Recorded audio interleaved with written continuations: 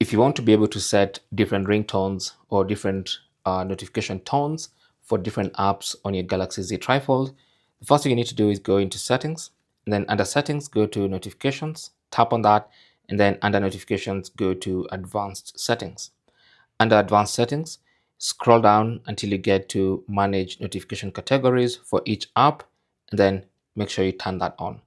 Now, once you turn that on, you can now go one step back and then go to app notifications, and then you can go to specific notifications or rather specific apps.